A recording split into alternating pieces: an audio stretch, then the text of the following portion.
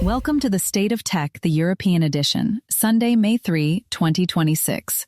I'm Samantha Lawrence. And I'm Bob Russell. Today, Google closing in on Nvidia for the world's most valuable company crown, Beijing pushing its AI governance model across Southeast Asia, Armenia launching a $4 billion AI mega hub, TSMC's Arizona packaging push, and an EUV delay that hits ASML.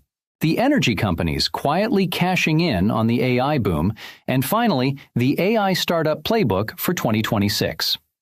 Let's start with the race to the top of the market cap leaderboard. Alphabet is breathing down Nvidia's neck. According to a Barron's report, Google's market cap is approaching $4.65 trillion, and analysts say it could overtake Nvidia within weeks. The shares are up roughly 140% over the past year. That's a level of outperformance we have not seen from Google in over a decade. And the interesting part is what's driving it. For 2 years, the AI story was almost entirely a chip story, and Nvidia was the obvious winner. Now, investors are betting that the layer above the silicon, the models, the cloud platforms, the actual AI products people use, is where the next leg of value sits. Google has Gemini, it has Search, it has YouTube, it has Workspace, and it has its own custom TPU chips. That's a very wide moat. Nvidia is not collapsing here, let's be clear. Their daily gains are still solid, the data center demand is still enormous. But the gap is narrowing fast, and whichever one crosses $6 trillion first will be a real milestone. It also tells you something about market psychology. Picks and shovels plays dominate early in a gold rush. As the rush matures, attention shifts to who's actually finding gold. Google is being repriced as a company that turns AI into recurring revenue, not just a company that buys GPUs. For European investors, this matters in two ways. First, most pension funds and ETFs in Europe hold significant positions in both names, so the rotation reshapes returns directly. Second, it shifts where European venture capital looks. If applied AI and platform AI are where the value accrues, then European startups building vertical applications get more attention than yet another infrastructure play. There's a regulatory wrinkle, too.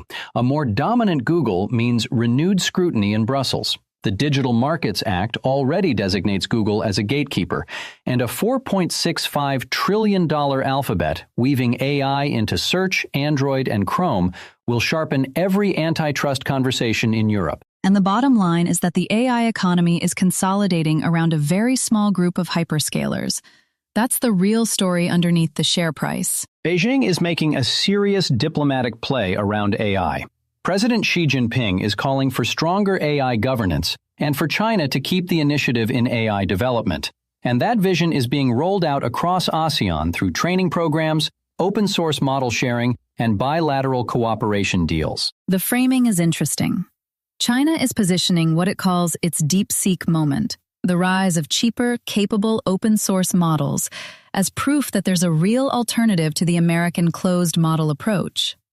And for many Southeast Asian governments, that pitch lands well, because they don't want to choose sides, and they certainly don't want to be locked into one foreign vendor. Open source is the lever here. By making capable models freely available and then training local engineers to fine-tune them, Beijing builds dependency without writing huge checks. It's a softer form of tech diplomacy than the Belt and Road infrastructure model, but arguably more durable, because once your developers are trained on a stack, switching costs get high. And it directly competes with the EU's approach.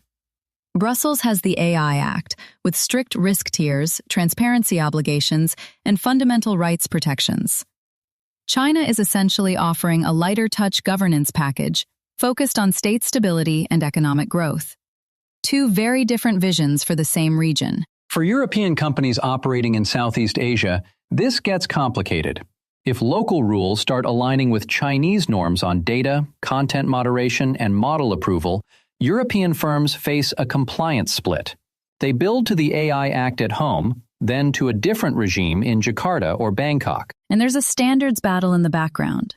Whoever sets the technical baselines, evaluation methods, safety benchmarks, audit procedures, ends up shaping the global market. Europe has been a rule maker before with GDPR. The question is whether the AI Act travels as well. The honest answer is that Europe needs partners. Going it alone with strict rules but no allied bloc is a recipe for irrelevance. Expect more outreach from Brussels to ASEAN, Japan, and Korea in the coming months. Quick interruption. If you listen to the State of Tech regularly, hit that like button and subscribe. That way you'll never miss an episode. Okay, moving on. Armenia is making an audacious bet. A $4 billion, 125-megawatt data center is being built in Hrazdan by San Francisco-based Firebird AI, packed with thousands of Nvidia Blackwell GPUs. For a small landlocked country of under 3 million people, this is a transformational project. It's also a clear pivot. Armenia's tech sector has historically been about IT outsourcing, software services, some fintech. Moving into heavy infrastructure AI, where you compete on power, cooling, and chip access, puts them in a different league. The geopolitics is impossible to ignore. The United States is facilitating access to advanced chips and technology, which signals that Yerevan is being pulled westward. That has consequences for Russia, which has long treated the Caucasus as its sphere, and for the broader competition over where AI compute physically lives. 125 megawatts is also genuinely big. That's enough to power tens of thousands of homes. Building it in Hrazdan, near existing power infrastructure, makes sense. But Armenia will need to scale renewable generation fast if this is the start of more such projects. For Europe, there are real opportunities. Armenia has an EU partnership agreement, strong ties to the Armenian diaspora across France and other member states, and a well-educated engineering workforce. European researchers and startups could find an attractive compute partner closer to home than the United States, and one that's politically aligned. It also creates an alternative for European firms worried about over-reliance on a handful of American hyperscalers. Sovereign AI capacity in friendly nearby countries is becoming part of the strategic picture, alongside Europe's own data center buildouts. The risk is execution. $4 billion and thousands of Blackwells is one thing on paper. Delivering, staffing, securing, and actually filling that capacity with paying customers is another. We'll watch how fast Firebird can ramp. TSMC is reshaping its capital plan. The world's biggest contract chipmaker is reportedly expanding advanced packaging in Arizona with Amkor for deployment ahead of 2029, while pushing back adoption of ASML's next-generation High-NA EUV lithography until at least 2029. Two messages in one decision. On packaging, TSMC is acknowledging that for AI chips, advanced packaging is now as much of a bottleneck as the transistors themselves. CoWoS capacity has been the constraint behind every Nvidia accelerator shortage, so building more of it on U.S. soil with Amkor is both commercial and political. On EUV, the message is cost discipline. High-NA machines from ASML cost around $350 million each. TSMC is signaling that current generation EUV plus clever process engineering is enough for the next node, and they'd rather not absorb that capex now. That has direct consequences for ASML in the Netherlands. ASML is the only company in the world making these systems, and TSMC is their most important customer. A delay doesn't kill the order, but it pushes revenue out and makes forecasts harder. ASML's share price tends to react sharply to exactly this kind of news. It also raises the question of whether Samsung or Intel might move on High-NA earlier and try to leapfrog. Intel has already taken delivery of High-NA tools. If they execute, the leadership map at the leading edge could shift. For Europe, the strategic concern is broader. The European Chips Act was meant to bring more semiconductor manufacturing onshore. ASML is the crown jewel of that ecosystem, and its health depends on a small group of customers spread across Taiwan, Korea, and the United States. Concentration risk is real. And the Arizona packaging move shows the geographic shift continuing. Advanced AI silicon is increasingly built and packaged in the U.S.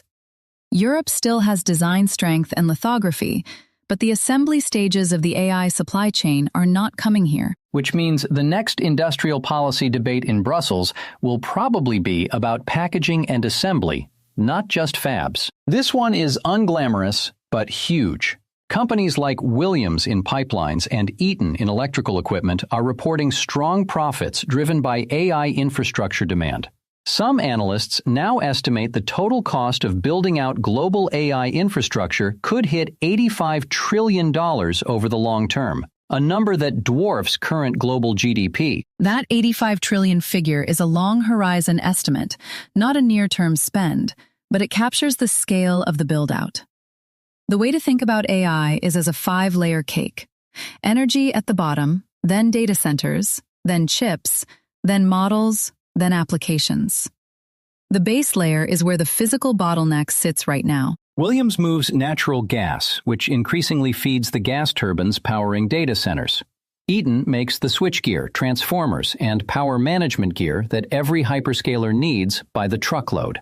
Both are seeing record backlogs. For Europe, the equation is harder. We have higher energy prices, stricter emissions targets, and slower permitting.